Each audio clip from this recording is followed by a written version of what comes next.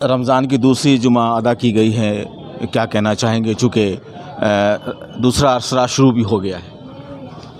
پچھلے جو گزر گئے دن اس پر افسوس کریں، آگے آنے والے دن کی فکر کریں اور سب سے زیادہ توبہ کریں، استغفار کریں، ندامت کے ساتھ اللہ سے معافی مانگیں اور روزے کا اہتمام کریں اور غریبوں، محتاجوں، ضرورت مندوں کو مدد کریں۔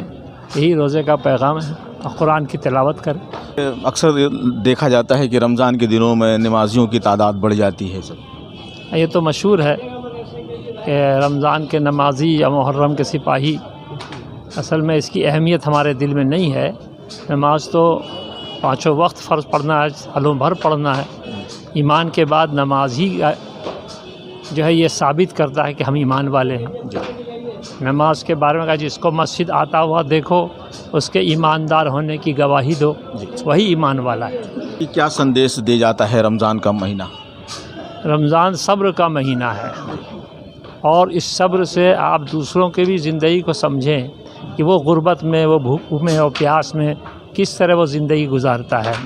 اس کی تنگی اور پریشانی کو سمجھنے کے لیے آپ کو یہ موقع دیا جاتا ہے۔ اس لیے ہمدردی کریں لوگوں کے ساتھ۔ ہم ہر محلے میں لوگوں کو جانتے ہیں، کون امیر ہے، کون غریب ہے، کون محتاج ہے، کون حاجت مند ہے، تو اس کی مدد کریں۔ مدد امیر کہتے ہیں جو غریبوں کو تلاش کر کے ان کو دے، غریب وہ ہے جو اپنی غربت کو چھپائے۔ تو جب وہ چھپائے گا تو امیر کو جانا نہ پڑے گا اس کو کھوجنے کے لیے اور دینا پڑے گا۔ کیا بھوکے رہنے کا نام ہی روزہ ہے؟ جی، روزہ جو ہے وہ ہر چیز کا روزہ ہے۔ کھانے پینے کے علاوہ آنکھوں کا روزہ بھی ہے، کان کا روزہ بھی ہے، زبان کا روزہ بھی ہے، دل کا روزہ بھی ہے، دماغ کا بھی روزہ ہے۔ یہ سب چیز کا روزہ ہے، یعنی ہر بری باتوں سے، ہر غلط باتوں سے ہم کو بچنا ہے۔ یہی روزہ ہے، یہی سکھاتا ہے۔ اسلام میں کہا جاتا ہے کہ شیطان کو رمضان کے موقع پہ قید کر دیا جاتا ہے۔ ہاں، اصل میں اللہ تعالیٰ کی طرف سے شیطان کو قید، لیکن انسان ہی برائی کرتے کرتے شیطان بن چکا ہے، تو اس کی شیطانیت کہاں جائے گی؟ نظام صاحب کیا کہنا چاہیں گے؟ آج آپ نے رمضان کی دوسرے جمعے کی نماز ادا کی۔ یہ بہت پوتر مہینہ ہے اور لوگوں کو زیادہ سے زیادہ عبادت میں رہنا چاہیے۔ جی، رمضان کا مطلب ہی ہے جل جانا۔ جو آپ نے جتنی گناہیں کی ہے وہ ہر ایک روزے کے بعد اس گناہ کو جلا دیا جاتا ہے۔ رمضان کا مطلب ہی ہے کہ ایک بھوکے، دکھی، بے سہارا لوگوں کو بھی آپ اس میں شامل کریں، اور خاص کر کے جو فلسطین کے حالات اور غزہ کے حالات ہے، وہاں کے مسلمانوں کے لیے بھی آپ لوگ اس پاک مہینے میں ان کے لیے بھی دعا کریں، اور خاص طور سے دعا کریں کہ وہاں کے مسلمان وہ انبیاء کی سرزمین ہیں، وہ ہم سے زیادہ بہتر ہیں۔ آپ لوگ ان کے لیے بھی آپ لوگ تمام مسلمانوں سے میں اپیل کرتا ہوں، گزارش کرتا ہوں کہ غزہ کے مسلمانوں کے لیے بھی دعا کریں۔